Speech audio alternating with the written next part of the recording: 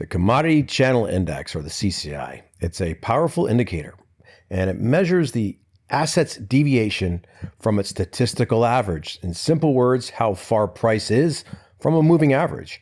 And that moving average is actually represented as the zero line on the indicator. When you see the CCI line moving above plus 100, you're looking at potentially overbought conditions, but what you're seeing is some strength. Below negative 100, we're in oversold territory, weakness. So let's break it down how it works. So it's calculated the typical price by averaging the high, low, and closing price divided by 3.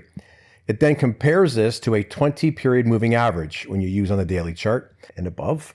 And other popular settings are the 6, the 14, and the 50. And it shows us how far price has moved away from the average. And trading with the CCI, it's pretty straightforward. The signals. A buy signal occurs when CCI crosses above minus 100. Sell signals appear when CCI drops below plus 100. And you can look for divergences between price and the CCI for reversal signals, but you always want to see price action confirmation. When you're looking at the CCI as a means to determine trend, we have a couple of methods. Number one is just a zero line crossover. When the CCI crosses and remains above zero, we're looking at an uptrend.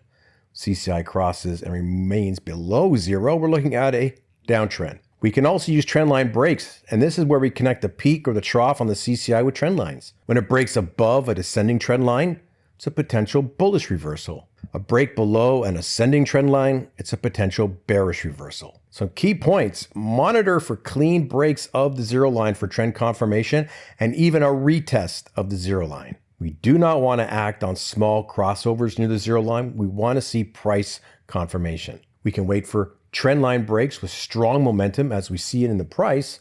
We can look at volume if that's what you use. And you can combine both of those methods for stronger signals, the zero line cross and the trend line breaks. For better results, focus on the 15-minute chart or higher. Remember to combine the CCI with other indicators and price action, because it can produce false signals during high volatility periods, just like using a moving average on price. And the key tip, don't rely only on the CCI. You have to use it as part of a complete trading strategy that includes your price action, other technical indicators, and of course, risk management. Everything discussed here is our opinion, and it is not to be taken as investment advice because we are not your financial advisor, nor have we considered your personal situation as your fiduciary.